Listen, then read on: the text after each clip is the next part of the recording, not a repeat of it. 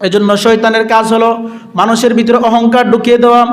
কারো ভিতরে ক্ষমতার অহংকার ঢুকাই দিছে, কারো ভিতরেই শয়তান টাকার অহংকার ঢুকাই দিছে, কারো ভিতরে শয়তান তার সুন্দর দেহের অহংকার ঢুকাই দিছে, আবার কারো ভিতরে শয়তান তার সম্পত্তির অহংকার ঢুকাই দিছে, কারো ভিতরে শয়তান তার ইবাদতের অহংকার ঢুকাই দিছে, কারো ভিতরে শয়তান বিভিন্ন রকমের অহংকার আর ওয়াসওয়াসা দিয়ে তার জীবনটাকে ধ্বংস করে ফেলতেছে।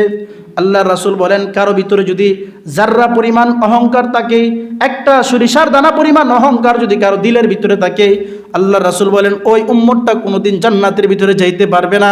কারণ অহংকারওয়ালা দিলকে আল্লাহ সুবহানাহু ওয়া তাআলা পছন্দ করেন না, ভালোবাসেন না। এজন্য শয়তানের কাজ হলো মানুষের ভিতরে অহংকার ঢুকিয়ে দেওয়া, শয়তানের কাজ হলো মানুষের ভিতরে ওয়াসওয়াসা ঢুকিয়ে দেওয়া, মানুষকে সিরাতে মুস্তাকিমের পথ থেকে মানুষকে সরিয়ে দেওয়া। এজন্য আল্লাহ সুবহানাহু ওয়া তাআলা সূরার মধ্যে সূরা মুজাদালার 19 নম্বর আয়াতের মধ্যে আল্লাহ সুবহানাহু ওয়া তাআলা বলতেছেন, আসসালামু আলাইকুম ওয়া রাহমাতুল্লাহি ওয়া বারাকাতুহু। ইন্নাল হামদালিল্লাহি নাহমাদুহু ওয়া নাস্তাঈনুহু ওয়া নাস্তাগফিরুহু ওয়া নু'মিনু বিহি ওয়া নাতাওয়াক্কালু আলাইহি ওয়া নাউযু বিল্লাহি মিন শুরুরি আনফুসিনা من يهده الله فلا مضل له ومن يضلله فلا هادي له ونشهد أن لا إله إلا الله وحده لا شريك له ونشهد أن سيدنا ومولانا محمدا عبده ورسوله الذي أرسله بالحق بشيرا ونذيرا وداعيا إلى الله بإذنه وسراجا وقمرا منيرا أما بعد فقد قال الله تعالى في كلامه المجيد وفي فرقانه الحميد. أعوذ بالله من الشيطان الرجيم. بسم الله الرحمن الرحيم. استحوذ عليهم الشيطان فأنساهم ذكر الله أولئك حزب الشيطان ألا إن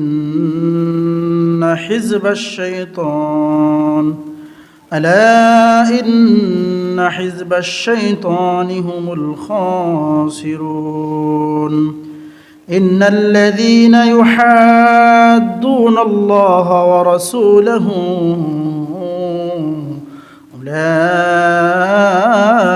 أولئك في الأذلين. كتب الله لأغلبن أنا ورسولي إن الله قوي عزيز. وقال تعالى في شأن حبيبه إن الله وملائكته يصلون على النبي يا أيها الذين آمنوا صلوا عليه وسلموا تسليما. صلى الله على سيدنا ومولانا محمد وعلى آله وأصحابه وسلم. صلى الله على سيدنا ومولانا محمد وعلى آله وأصحابه وسلم صلى الله على سيدنا ومولانا محمد وعلى آله وأصحابه وسلم صلى الله على سيدنا ومولانا محمد وعلى آله وأصحابه وسلم بلغ العلا بكماله كشف الدجى بجماله حسنت جميع حصاله صلوا عليه وآله محبة الذكر قد لا إله إلا الله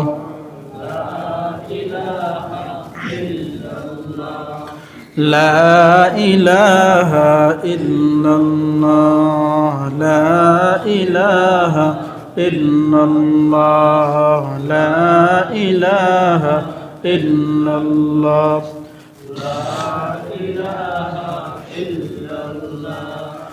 لا إله إلا الله لا إله إلا الله لا إله لا إله إلا الله لا إله لا إله إلا الله لا إله إلا الله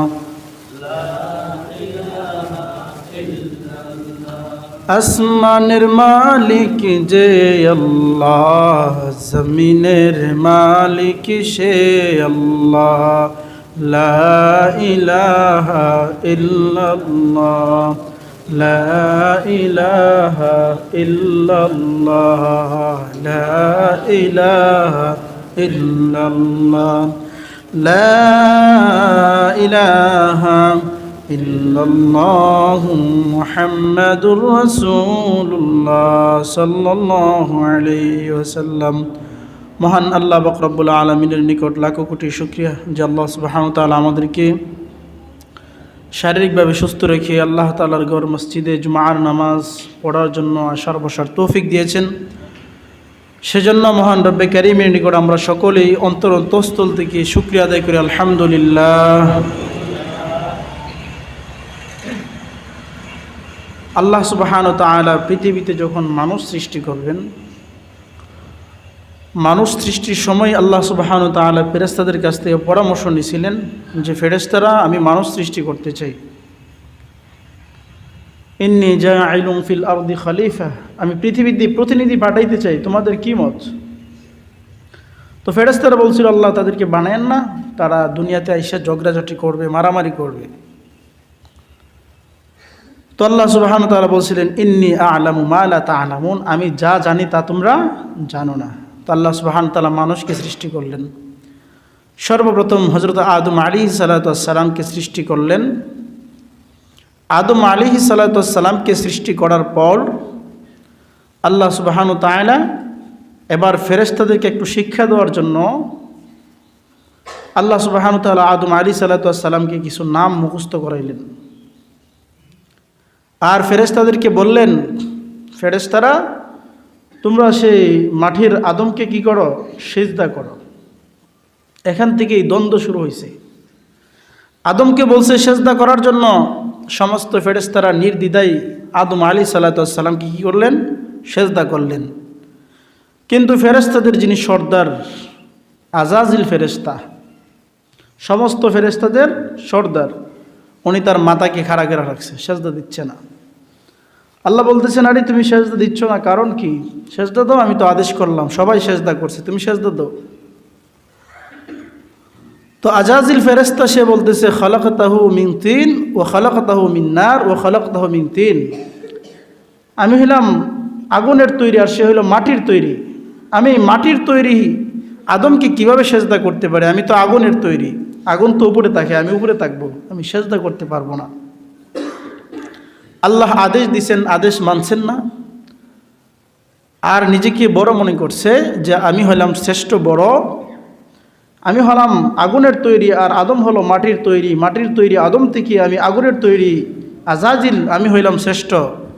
যে আল্লাহর হুকুমের অবাধ্য হয়ে গেছে, আল্লাহ সুবহানাহু ওয়া তাআলা সমস্ত ফেরেশতাদের সর্দার থেকে এখন সমস্ত মানুষের ঘৃণার পাত্র বানাই দিয়েন। আল্লাহ তাআলা তার নাম দিয়ে দিয়েছেন ইবলিস। কি নাম দিয়েছেন? ইবলিস, শয়তান। আল্লাহ বলতেছেন এতদিন তোমার যে একটা ক্ষমতা ছিল, সমস্ত ফেরেশতাদের উপর তোমার দায়িত্ব ছিল, আজকে থেকে তা থেকে তুমি বঞ্চিত হয়ে গেলা। আজকে তুমি আমার রহমত থেকে তুমি দূরে সরে যাইবা, আর তোমাকে আমার কাছে রাখবো না, কারণ তুমি আমার অবাধ্য হয়ে গেছো। হুকুম কয়টা মানছে না? একটা। বলছে সেজদা দিতে, সেজদা মানে নাই। আল্লাহ তাআলা তার নিজের স্থান থেকে দামি এক জায়গা থেকে তাকে সরাই দিছে এক সেজদা না দেওয়ার কারণে। তো ইবলিস সে কি জন্য নিজের জায়গা থেকে বিতাড়িত হলেন? কারণ আদম কি সেজদা না দেওয়ার কারণে। এখন আদমের প্রতি তার ভালোবাসা নাকি শত্রুতা কি জন্য? যে আদমের জন্য আমি আজকে এত সুন্দর পরিবেশ থেকে আজকে আমি বঞ্চিত হইলাম, আদম থেকে। আদমের জন্য সে আদমরেও কি সারা যাবে না।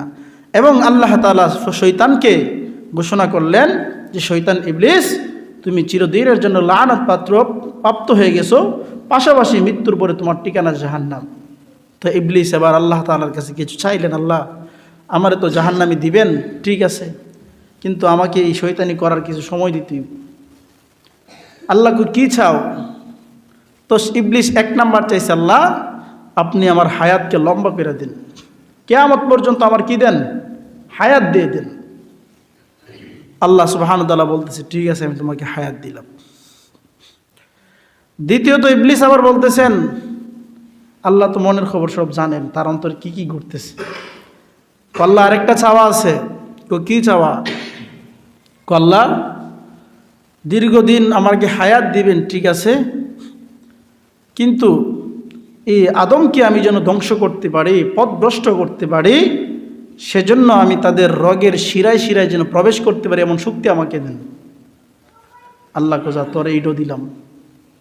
কিছুক্ষণ পরে বলতেছে, আল্লাহ আরেকটা জিনিস লাগবে। আল্লাহ বলতেছেন কি লাগবে বল? আল্লাহ তোমার এই আদম সন্তান দুনিয়াতে আসবে, এখন তো আমি একা, কিন্তু আসার পরে তো আরো আদম সন্তান সৃষ্টি হবে, সবের তো আর আমি একা সামাল দিতে পারতাম না। যত আদম দুনিয়াতে আসবে তত ইবলিস তৈরি হবে, এরকম একটা পথ আপনার জন্য আমার জন্য বের করে দেন। আল্লাহ বলছে যা, এটাও আমি তোরে দিয়ে দিলাম।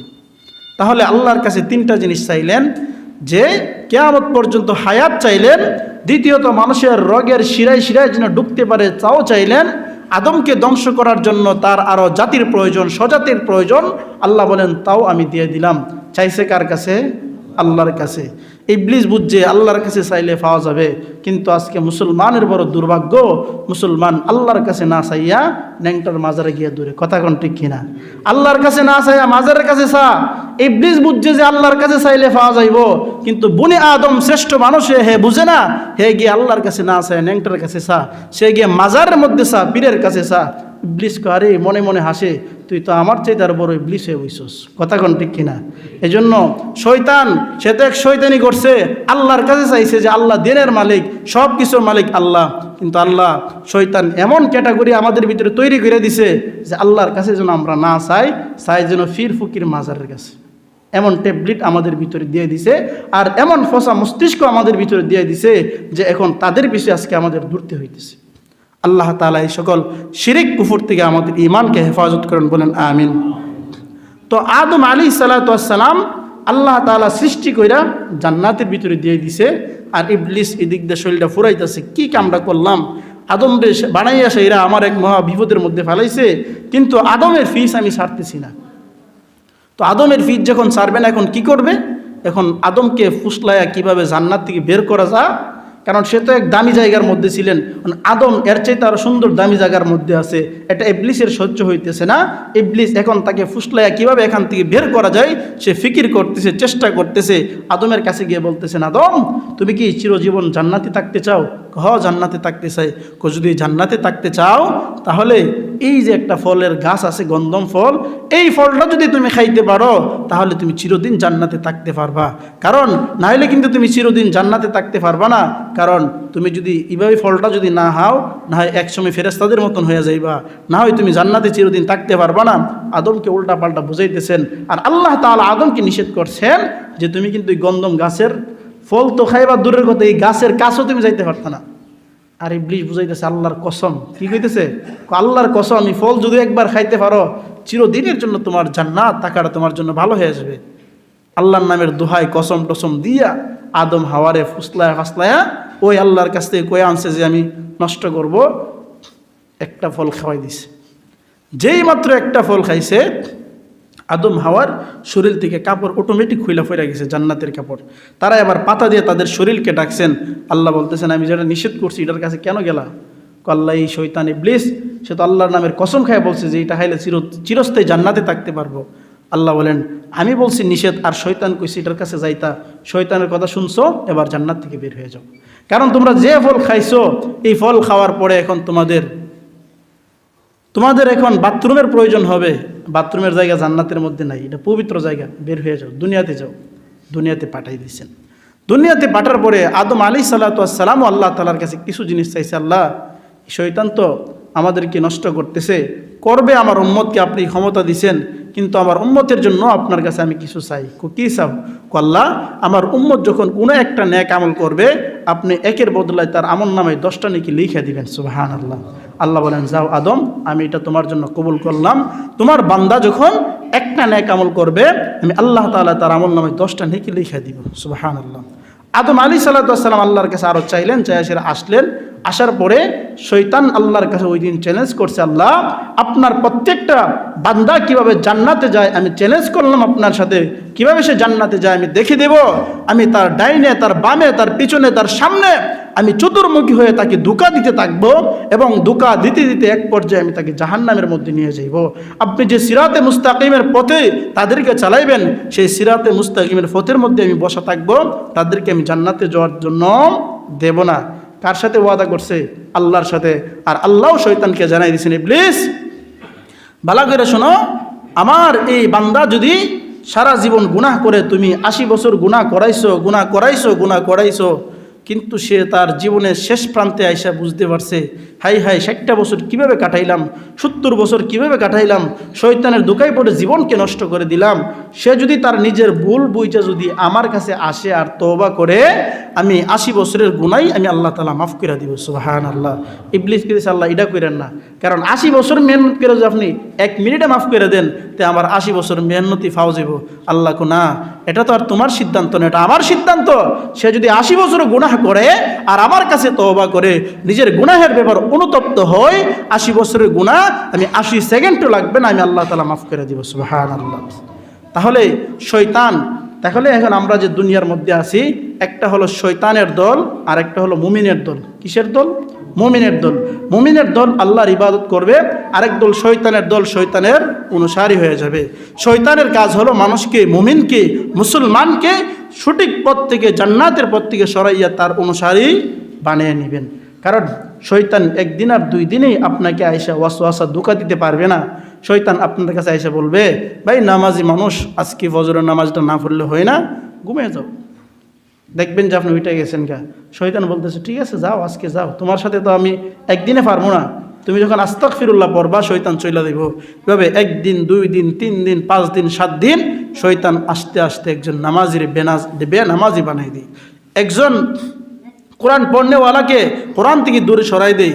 মেহনত করে আস্তে আস্তে 1 দিন 2 দিন মেহনত করতে করতে এক পর্যায়ে শয়তান তাকে এই ওয়াসওয়াসা দিতে দিতে আল্লাহ তাআলার পথ থেকে তাকে দূরে সরাই দেয়। হযরতে মূসা আলাইহিস সালাতু ওয়াস সালাম উনার মজলিসের মধ্যে উনি মানুষদেরকে নিয়ে আলোচনা করতেন। তো হযরত মূসা আলাইহিস সালাতু ওয়াস সালাম একদিন উনার সাহাবায়ে কেরামদেরকে নিয়ে আলোচনা করতেছেন, এমন সময় শয়তান হযরত মূসা আলাইহিস সালাতু ওয়াস সালামের দরবারে উপস্থিত হয়েছে। কিভাবে উপস্থিত হয়েছে? মাথার মধ্যে একটা টুপি লাগাইছে, একদিক দা লাল, একদিক দিয়ে সবুজ, একদিক দিয়ে হলুদ, 4-5 কালার এক টুপি লাগায়া হযরত মুসা আলাইহিস সালামের দরবারে উপস্থিত হয়েছে। আল্লাহর পয়গম্বর হযরতে মুসা আলাইহিস সালাম সাহাবায়ে কেরামদের সাথে কথা বলার পরে তাকে দেখেন তার মজলিসের মধ্যে একজন ব্যক্তি বসা, যার টুপির বিভিন্ন কালার। আল্লাহর পয়গম্বর হযরত মুসা আলাইহিস সালাম জিজ্ঞাসা করলেন, ভাই আপনাকে তো আমি চিনলাম না, কোথা থেকে আপনি আসলেন? ইবলিস এবার বলে ফেললেন যে আমি হলাম ইবলিস, শয়তান। হযরতে মুসা আলাইহিস সালাম বলেন, তোমার কাজ তো আমার কাছে না, তুমি কেন আমার কাছে আসলা? কারণ ইবলিস এমন একটা শয়তান, এমন একটা জাত, সে তো সাধারণ মানুষকে ধোঁকা দেয়, পাশাপাশি পয়গম্বরদেরকে ধোঁকা দেওয়ার জন্য সে চেষ্টা করে। ইবলিস মূলত আসছে হযরত মুসা আলাইহিস সালামকে ধোঁকা দেওয়ার জন্য। ইবলিস আইসে প্রথমে একটা ধোঁকা দিলাইছে, আল্লাহর পয়গম্বর মুসা, আপনার এত সম্মান, এত সুনাম, আপনার এত মর্যাদা, যার মর্যাদা আপনার সম্পর্কে আসমানে আলোচনা হয়, জমিনের মধ্যে আলোচনা হয়, সমস্ত মানুষের মুখে মুখে আপনার আলোচনা। আল্লাহর পয়গম্বর হযরত মুসা আলাইহিস সালাম বললেন, ঠিক আছে আমার আলোচনা হয় বুঝলাম, তবে কিসের জন্য আমার কাছে আসছো? তো আপনার সাথে সাক্ষাৎ করার জন্য আসলাম। আল্লাহর পয়গম্বর হযরত মুসা আলাইহিস সালাম জিজ্ঞাসা করলেন, ইবলিস তুমি তো মানুষকে ধোঁকা দাও, তাহলে বলো তো তুমি মানুষকে কিভাবে প্রথমে ধোঁকাটা দাও? ইবলিস তখন বলতেছেন, আমি মানুষকে ধোঁকা দেই প্রথমত হলো আমি মানুষের কাছে যাই, যারা নামাজ পড়ে তাদেরকে আমি ধোঁকা দেই। মাশাআল্লাহ, আজকে তো নামাজ পড়লাম খুব সুন্দর কইরা, আমি তো নামাজ পড়ি, আমি তো আল্লাহ তাআলাকে ডাকি, নিজের ভিতরে বরত্বতা সৃষ্টি করাই, যে দান করে আমি তার কাছে যাই, যাওয়ার পরে আমি তাকে বলি মাশাআল্লাহ আজকে যে দান করলাম সবাই শুনলো, সবাই দেখছে, আমি তার ভিতরে বরত্বতা ঢুকায় দেই। যে হজ করলো আমি তার কাছে যাই, যে আল্লাহর ইবাদত করলো তার কাছে গিয়ে সেরা ওই আমলের বরত্বতা আমি তার ভিতরে ঢুকায় দেই। ঢুকানোর পরে সে যখন নিজেকে মনে করে আমি তো বড় আবেদ হয়ে গেছি, আলেম হয়ে গেছি, মুফতি মুহাদ্দিস হয়ে গেছি, বক্তা হয়ে গেছি, আমি তো অনেক দানবীর হয়ে গেছি, মানুষের ভিতরে যখন আমি এই ওয়াসওয়াসাটা দিয়ে দেই, অহংকারটা দিয়ে দেই, এটাই আমার কাজ, এর চেয়ে তার বেশি কাজ না। হযরতে মুসা আলাইহিস সালাম তখন বলে ফেললেন, আস্তাগফিরুল্লাহ, আস্তাগফিরুল্লাহ, তুমি তো সর্বপ্রথম আইসাই আমাকে এই ধোঁকাটা দিছো যে আপনার অনেক শান মান অনেক আল্লাহ তাআলার কাছে, আসমানে আপনার আলোচনা হয়, জমিনও আপনার আলোচনা হয়, তুমি তো প্রথমেই আইসা আমার ভিতরে অহংকার ঢোকাই দিতে চাইছিলাম, আল্লাহ আমাকে হেফাজত করুন, আল্লাহর কাছে ইস্তেগফার বললেন। আর শয়তান বলতেছেন, হাই হাই আমি কি বলে ফেললাম, আমি তো অহংকার, মানুষের ভিতরে অহংকার ঢুকাই, এই কথাটা তো আমি আপনার কাছে অপটকে বলে ফেললাম। আল্লাহর পয়গম্বর হযরত মুসা আলাইহিস সালাম বলেন, আমার যত উম্মত আছে আমি তাদেরকে বলে দেব, তাদের দিলের ভিতরে যাররা পরিমাণ ইবাদতের অহংকার, আমলের অহংকার, নেক কাজের অহংকার যেন তাদের দিলের ভিতরে যাররা পরিমাণ না রাখে। যদি যাররা পরিমাণ অহংকার তার দিলের ভিতরে রাখে, তাহলে সে শয়তানের ফাতানুফাদের মধ্যে সে পা দিয়ে দিবে। এজন্য শয়তানের কাজ হলো মানুষের ভিতরে অহংকার ঢুকিয়ে দেওয়া। কারো ভিতরে ক্ষমতার অহংকার ঢুকাই দিছে, কারো ভিতরেই শয়তান টাকার অহংকার ঢুকাই দিছে, কারো ভিতরে শয়তান তার সুন্দর দেহের অহংকার ঢুকাই দিছে, আবার কারো ভিতরে শয়তান তার সম্পত্তির অহংকার ঢুকাই দিছে, কারো ভিতরে শয়তান তার ইবাদতের অহংকার ঢুকাই দিছে, কারো ভিতরে শয়তান বিভিন্ন রকমের অহংকার আর ওয়াসওয়াসা দিয়ে তার জীবনটাকে ধ্বংস করে ফেলতেছে। আল্লাহর রাসূল বলেন, কারো ভিতরে যদি যাররা পরিমাণ অহংকার থাকে, একটা সরিষার দানা পরিমাণ অহংকার যদি কারো দিলের ভিতরে থাকে, আল্লাহর রাসূল বলেন ওই উম্মতটা কোনোদিন জান্নাতের ভিতরে যাইতে পারবে না। কারণ অহংকার ওয়ালা দিলকে আল্লাহ সুবহানাহু ওয়া তাআলা পছন্দ করেন না, ভালোবাসেন না। এজন্য শয়তানের কাজ হলো মানুষের ভিতরে অহংকার ঢুকিয়ে দেওয়া, শয়তানের কাজ হলো মানুষের ভিতরে ওয়াসওয়াসা ঢুকিয়ে দেওয়া, মানুষকে সিরাতে মুস্তাকিমের পথ থেকে মানুষকে সরিয়ে দেওয়া। এজন্য আল্লাহ সুবহানাহু ওয়া তাআলা সূরার মধ্যে সূরা মুজাদালার 19 নম্বর আয়াতের মধ্যে আল্লাহ সুবহানাহু ওয়া তাআলা বলতেছেন, ইস্তাহওয়াযা আলাইহিমুশ শাইতানু ফাআনসাহুম যিকরুল্লাহ। শয়তানের কাজ হলো আল্লাহ তাআলার জিকির থেকে মানুষকে গাফেল করা। আল্লাহ তাআলার জিকির কি? নামাজ, আল্লাহ তাআলার জিকির, আল্লাহ তাআলার স্মরণ। শয়তানের কাজ হলো ইস্তাহওয়াযা আলাইহিমুশ শাইতানু ফাআনসাহুম যিকরুল্লাহ। শয়তানের কাজ হলো মানুষকে আল্লাহ তাআলার জিকির থেকে দূরে সরানো, নামাজ থেকে দূরে সরানো, টাকা থাকলে হজ থেকে দূরে সরানো, পয়সা থাকলে দান করা থেকে তার দিলকে দূরে সরানো। এইগুলো হলো শয়তানের কাজ। আর আল্লাহ পাক রব্বুল আলামিন বলেন, যারা নাকি শয়তানের সেই ফাঁদের মধ্যে পা দিয়ে দিবে, আল্লাহ বলেন উলাইকা হিজবুশ শাইতান, তারা হয়ে যাবে শয়তানের দল। আলা ইন্না হিজবাশ শাইতানি হুমুল খাসিরুন। আল্লাহ বলেন যারা শয়তানের অনুসারী হয়ে যাবে, আল্লাহ বলেন হুমুল খাসিরুন, তারা বড়ই ক্ষতিগ্রস্ত হয়ে যাবে। আল্লাহ সুবহানাহু ওয়া তাআলা কিয়ামতের কঠিন দিনে শয়তানকে তাকে দাঁড় করাবে। শয়তান দাঁড়াও, তুমি তো বহু মানুষকে জাহান্নামের মধ্যে নিয়ে গেছো। শয়তান এবার দাঁড়াবে, শয়তান দাঁড়িয়ে ভাষণ দিবে যে আল্লাহ সুবহানাহু ওয়া তাআলা তোমাদের মধ্যে যে কোরআনের কথা বলছিল সে কোরআনের কথাগুলো সত্য, যে নবী তোমাদের কাছে পাঠাইছিল সে নবীর কথাও সত্য ছিল, আলেম উলামাদের কথাও সত্য ছিল, দ্বীনের প্রত্যেকটা কথা তোমাদের সত্য ছিল। কিছু মানুষ শয়তানকে বলবেন, শয়তান আমরা তোর কথা শুনে আজকে জাহান্নামে আইছি। শয়তান বলবেন, তোমরা কি আমাকে দেখছো? আমার কথা শুনলা কেন? আমি কি কোনোদিন বলছি আমার পথে চলো, আমার অনুসরণ করো? আমি তো তোমাদেরকে বলি নাই। আমাকে না দেখে তোমরা আমার অনুসরণ করে জাহান্নামের মধ্যে চলে আসলা। কিন্তু আল্লাহ তাআলা নবী পাঠাইলেন, রাসূল পাঠাইলেন, আল্লাহ তাআলা কোরআন পাঠাইলেন, আল্লাহ তাআলা হাদিস দিলেন তোমাদের কাছে, কিন্তু সেই কোরআন এবং হাদিস দেখে তোমরা জান্নাতের পথে আসতে পারলা না। আজকের দিনে এখানেই তোমাদের সাথে আমার সম্পর্ক বিচ্ছিন্ন, আমিও জাহান্নামী হয়ে গেলাম, তোমরাও আমার সাথে চলো জাহান্নামে যাই, কন্যা আউযুবিল্লাহ।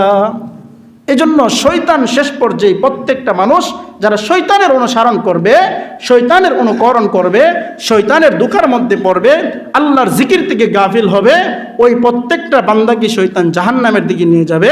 আর শয়তানের ঠিকানা যেমন জাহান্নাম, তার অনুসারীদের ঠিকানাও জাহান্নাম হয়ে যাবে। আল্লাহ তাআলা কিয়ামতের মাঠে শয়তানকে একটা কুকুরের আকৃতি ধারণ করে তাকে দাঁড় করাবে। দেখা যাবে তার মাথার মধ্যে চুল নাই, তার লেজের মধ্যে চুল নাই। জিজ্ঞাসা করা হবে, তোমার লেজের মধ্যে চুল নাই কেন? শয়তান বলবে, দুনিয়াদার কিছু মানুষ আমার পিছনে এমনভাবে ছুটছে, টানতে টানতে আমাকে ধরতে ধরতে আমার লেজের সব ফসম ফালাই দিছে। টাকা হয়েছে 20 লাখ, আরও লাগবো 1 কোটি, 5 কোটি লাগবো, 5 কোটি হয়েছে, মরার আগ পর্যন্ত আমার পিছনে ছুটছে। কিসের নামাজ, কিসের দিন, কিসের ইসলাম, আমার পিছনে টানতে টানতে আমাকে টানতে টানতে আমার লেজের ফসম ফালাই দিছে। এগুলো হলো দুনিয়াদার। মাথার মধ্যে ফসম নাই কেন? আমি যখন কোনো দিনদার ব্যক্তিকে ধোঁকা দিতাম যাইতাম, সে আস্তাগফিরুল্লাহ পড়ছে, আমার মাথার মধ্যে জুতার বাড়ি পড়ছে, এই জুতার বাড়ি হাইতে হাইতে আমার মাথার চুল গেছে গা। একদল মানুষ দুনিয়াবি কারণে আমার লেজ টানতে টানতে আমার লেজের ফসম ফালাই দিল, আরেক দল মানুষ তারা দিনদার মানুষকে ধোঁকা দিতে গিয়ে তারা ইস্তেগফার পড়ে আমার বিরুদ্ধে যখন বদদোয়া করে, এই দোয়া বদদোয়া জুতার বাড়ি আমার কপালে পড়তে পড়তে আমার মাথার চুল চলে গেছে। তাহলে শয়তান দুই দল মানুষকে নিয়ে উপস্থিত হবে। একজন মুমিন যারা শয়তানের আশ্রয়, শয়তান ওয়াসওয়াসা দিলে, শয়তান ধোঁকা দিলে, সে গুনাহের ব্যাপারে অনুতপ্ত হয়ে আল্লাহর কাছে ক্ষমা চেয়ে ফেলছে, আল্লাহ আমার ভুল হয়ে গেছে, মাফ করে দেন, আল্লাহ আমি অন্যায় করে ফেলছি, আমাকে মাফ করে দেন, আল্লাহর কাছে নিজের ভুলের ব্যাপারে স্বীকারোক্তি দিছে। আরেক দল মানুষ শয়তানের উপরেই ইস্তেকামত রইছে, নামাজ পড়ছি না কি হইছেতে, রোজা রাখতাম না কি হইবতে, এই অন্যায় অপরাধ করলে কি হইবতে। শয়তান বলে, খুশি, হ্যাঁ তুমি আমার দলে ঠিক আছো, তাকো আমার সাথে তোমার হাসর হয়ে যাবে। এজন্য আল্লাহ সুবহানাহু ওয়া তাআলা কোরআনুল কারীমের মধ্যে স্পষ্ট জানাই দিয়েছেন, যারা শয়তানের দল, শয়তান স্পষ্ট গুমরাহ, মানুষকে ধোঁকা দেয়, শয়তানের অনুসরণ করিও না। আল্লাহর জিকির থেকে যারা গাফিল হয়ে যাবে, তারা শয়তানের দলের অন্তর্ভুক্ত হয়ে যাবে। আল্লাহ বলেন, যাকারুল্লাহ, যারা আমার জিকির থেকে গাফিল হবে, যারা নামাজ থেকে গাফিল হবে, আমার ইবাদত থেকে গাফিল হবে, যারা আমার জিকির আসকার থেকে গাফিল হয়ে যাবে, যারা আমার কালাম পড়তে গাফিল হয়ে যাবে, যাদের সামর্থ্য থাকার পরে হজ করা থেকে গাফিল হয়ে যাবে, আল্লাহ বলেন তারা শয়তানের দলভুক্ত হয়ে যাবে। আর শয়তানের দলভুক্ত যারা হয়ে যাবে, আল্লাহ বলেন উলাইকা হিজবুশ শাইতান, তারা শয়তানের দল। আর আল্লাহ বলেন শয়তানের দল বড়ই অসহায় দল, এই শয়তানের দল বড় গুমরাহির দল। এজন্য শয়তানের দল অনুসরণ করা যাবে না। শয়তান মানুষকে ধোঁকা দিবে, ওয়াসওয়াসা দিবে জাহান্নামের পথে নেওয়ার জন্য। আল্লাহ সুবহানাহু ওয়া তাআলা ওই দিন হাবিবের কাছে, আমাদের কাল কিয়ামতের দিনে আমাদের প্রত্যেকের আমলনামা আল্লাহ রাসূলের কাছে দিবেন। দেখেন আপনার এই উম্মত সারাটা জীবন কি কি আমল করছে, নবীজি দেখে দেখবে জারি এই বান্দার আমলনামার মধ্যে ওটা শয়তানের ধোঁকা। 1 ওয়াক্ত নামাজ নাই, রোজা নাই, পর্দা নাই, হালাল নাই, কোনো কিছু নাই। আল্লাহর রাসূল তখন বলবে, উম্মত আমি 63টা বছর কষ্ট করলাম, তুমি 63 বছর আমার জিন্দগির এত আমল আমি করার পরেও তুমি কি করলা? তোমার আমল নামার মধ্যে তো আমি নবীজি রেখে যাওয়ার কোনো আদর্শ তোমার ভিতরে আমি খুঁজে পাইতেছি না। উম্মত, আজকে আমি তোমার জন্য কিভাবে সাফায়াত করি? এজন্য নবীজির 63টা বছর কষ্ট করছেন, নবীজি 23 বছর আমাদের জন্য রক্ত দিছেন, গাম জড়াইছেন, যেন উম্মত যেন দিনের পথে আসে, উম্মত যেন শয়তানের ধোঁকা থেকে বাঁচে। কিন্তু উম্মত শেষ পর্যায়ে শয়তানের ধোঁকায় পড়ে সে পদস্খলন ঘটবে, সে জাহান্নামের দিকে চলে যেতেছে। আল্লাহ রাসূল বলেন, কিয়ামতের আগে আমার উম্মতের অবস্থা এমন হয়ে যাবে যে 1000 উম্মতের মধ্যে 999 জন উম্মতি জাহান্নামের পথে চলে যাইবে, 1000 থেকে একজন উম্মত সে জান্নাতের পথে হাঁটবে। তাহলে বুঝেন আজকে আমরা কোন জামানার মধ্যে আসলাম। 1000 মানুষ জাহান্নামের, 1000 মানুষের থেকে 999 জন মানুষই জাহান্নামের পথে হাঁটতেছে। আল্লাহ রাসূল বলেন, শেষ জামানায় 1000 মানুষ মারা গেলে একজন হবে জান্নাতি আর 999 জন হয়ে যাবে জাহান্নামী। তাহলে আজকে আমাদের আমল নামা আমরাই যদি হিসাব করি, আল্লাহ তাআলা এক ওয়াক্ত নামাজ না পড়লে জাহান্নামের মধ্যে নিক্ষেপ করবেন। আমার জিন্দগিতে কত ওয়াক্ত নামাজ কাজা হইতেছে, আজকে ফজরে আমাদের মুসল্লি নাই, আসরে আমাদের মুসল্লি নাই, জোহরে আমাদের মুসল্লি নাই। আজকে নামাজের মধ্যে মুসল্লিদের বড় অভাব দেখা দিতেছে। কারণ শীত আসছে, শীতের মধ্যে ওঠা সম্ভব? শয়তানকে হ্যাঁ এটাই তো সম্ভব না, ঘুমাও, আরামসে ঘুমাও, আমার সাথে জাহান্নামের আগুনের মধ্যে জ্বলবা, এখন ঘুমাও। কেমন যেন আজকে আমরা স্বেচ্ছায় জাহান্নামে যাওয়ার জন্য প্রস্তুত হয়ে যাইতেছি, যে নামাজ পড়বো না, জাহান্নামে যাওয়া লাগলে যাবো, তারপরে নামাজ পড়া যাবে না, জাহান্নামে যাওয়া লাগলে যাবো, তারপরেও সুদ ছাড়া যাইব না, জাহান্নামে যাওয়া লাগলে যাব, তারপরে হারাম ছাড়বো না, জাহান্নামে যাওয়া লাগলে যাব, তারপরে অন্যের মাল আত্মসাৎ করব, জাহান্নামে যাওয়া লাগলে যাব, তারপরে মানুষের উপর জুলুম করব, জাহান্নামে যাওয়া লাগলে যাবো, তারপরেও গরিবের হক নষ্ট করব। আজকে আমাদের দিল কেমন যেন এমনই হয়ে গেছে যে জাহান্নামে যাইতে রাজি, কিন্তু আল্লাহর ইবাদত করতে আমরা রাজি না। যদি আমরা জাহান্নামকে বই করতাম, আল্লাহ কোরআনের মধ্যে বলছে, একদল মানুষ মনে করবে আরে আল্লাহ কোরআনে কইবি, নবীর এই কথা বলবে, যে রাসূলরা এই কথা বলবে, আলেম ওলামা এই কথা বলবে যে জান্নাত আছে আবার জাহান্নাম আছে। আল্লাহ তাআলা কোরআনে বলছে যে কিছু মানুষ এরকম ধারণা করবে যে মরার পরে আবার কি হইব, এটা তো কিছু কইবই। আল্লাহ বলেন, বান্দা তুমি কাল কিয়ামতের কঠিন দিনে বুঝতে পারবা যে তুমি যে মনে মনে ধারণা করতা, এই ধারণার ফল কিন্তু আমি আল্লাহ জানি, কিন্তু তুমি ওই দিন কোনো রক্ষা পাইবা না, আমার কাছ থেকে কোনো সার পাইবা না। এজন্য নিজেকে জাহান্নামের জন্য তৈরি না করে জান্নাতের জন্য তৈরি করুন। 5 ওয়াক্ত নামাজ পড়ুন, হালাল পথে চলুন, দ্বীনের সঠিক পথে চলুন, সিরাতে মুস্তাকিমের উপর চলুন। আল্লাহর কাছে দোয়া করুন, আল্লাহ জীবনটা অল্প, যতদিনে বাঁচি যেন সিরাতে মুস্তাকিমের উপর চলতে পারি, হালাল হাইতে পারি। 2 দিনের জিন্দগি কুমালান সইরা যায়, কোন দিন যেন মৃত্যু হয়ে যায় আমাদের কোনো গ্যারান্টি নাই। আল্লাহ ইমানের সাথে যেন মরতে পারি, আল্লাহর কাছে দোয়া করেন। কারণ এই জিন্দগি চলে গেলে আর আসার সম্ভব, ফিরে আসা কারো পক্ষে সম্ভব হইবে না। এই জন্য অল্প দিনের জন্য আল্লাহ তাআলা আমাদেরকে পাঠাইছেন আমাদের ইমানকে পরীক্ষা করার জন্য। কিন্তু ইমান পরীক্ষা পাশাপাশি শয়তানও আমাদের পিছনে লাইগা গেছে। শয়তান আমাদের ইমানকে নষ্ট করতে চাইতেছে, আমাদের আমলকে নষ্ট করতে চাইতেছে। গান বাজনার মাধ্যমে, টেলিভিশনের মাধ্যমে, মোবাইলের মাধ্যমে, বিভিন্ন খেলার মাধ্যমে আজকে যুবকরা ধ্বংস হয়ে যাইতেছে। এজন্য নিজের ইমানকে বাঁচান। নিজের ইমানকে যদি না বাঁচান, আপনার মূল্যবান ইমান যদি শয়তানে ধ্বংস করে দেয়, আপনার ঠিকানা কিন্তু আপনি জাহান্নামী বানাই যাইতেছেন। এজন্য নিজেকে নিয়ে একটু ফিকির করেন, ঘুমানোর আগে একটু চিন্তা করেন, আজকে সারাদিন কোন কোন ভালো কাজটা করছি, কোন কোন খারাপ কাজটা করছি, কত ওয়াক্ত নামাজ পড়লাম, কতবার আল্লাহকে স্মরণ করলাম। প্রত্যেকটা স্বাস্থ্য আল্লাহ তাআলা আমাকে দিতেছে, প্রত্যেকটা কথা বলার শক্তি তো আল্লাহ তাআলা আমাকে দিতেছে। এই আল্লাহ তাআলার নাফরমানির আমি কেমনে করতেছি, একটু নিজের ভিতরে চিন্তা করুন, আখিরাতের কথা চিন্তা করুন, জাহান্নামকে একটু ভয় করুন, আখিরাতের একটু ফিকির করুন। নিজের জান্নাতটাকে নিজেই সাজান। নিজের ঘরটাকে সাজানোর জন্য কত ব্যস্ত, নিজের ঘরটা যেন বিল্ডিং হয় কত ব্যস্ত, নিজের ঘর বিল্ডিং হওয়ার পরে টাইলস হওয়ার জন্য কত ব্যস্ত, টাইলস করার পরে নিজের ঘরে যেন সোফা বসে, বিভিন্ন রকমের খাট বসে কত ব্যস্ত। কিন্তু জান্নাতটা সাজানোর জন্য আজকে আমরা ব্যস্ত না। আজকে আমরা জান্নাত সাজাইতে রাজি না, নিজের ঘর সাজাইতে রাজি। নিজের ঘর সাজাইতে গিয়ে 5 ঘন্টার জায়গায় 10 ঘন্টা মেহনত করতেছি, কিন্তু জান্নাত সাজাইবার জন্য আধা ঘন্টার জায়গায় 1 ঘন্টা মেহনত করতে আজকে আমরা রাজি হইতেছি না। এই জন্য আপনার জান্নাত যদি আপনি না সাজান, আরেকজন আপনার জান্নাতকে সাজাবে না। আপনার জান্নাতটা সাজানোর দায়িত্ব আপনারই। আপনি দুনিয়াতে সুবহানাল্লাহ বলবেন, আল্লাহ আপনার জান্নাত সাজাবে। দুনিয়াতে আপনি নামাজ পড়বেন, আল্লাহ আপনার জান্নাতকে সাজাবে। আপনি দুনিয়াতে ইবাদত করবেন, আল্লাহ আপনার জান্নাতকে সাজাই দিবে। এজন্য আল্লাহ তাআলা আমাদের সকলকে সকল প্রকার কুফর, বেদাত, শিরিক থেকে যেন বাঁচতে পারে, পাশাপাশি 5 ওয়াক্ত নামাজ যেন জামাতের সাথে সঠিক সময় যেন আদায় করতে পারি। আল্লাহ সুবহানাহু ওয়া তাআলা আমাদের সকলকে তৌফিক দান করুন। সকলে বলেন আমিন। ওয়া আখিরি দাওয়ান আলহামদুলিল্লাহি রাব্বিল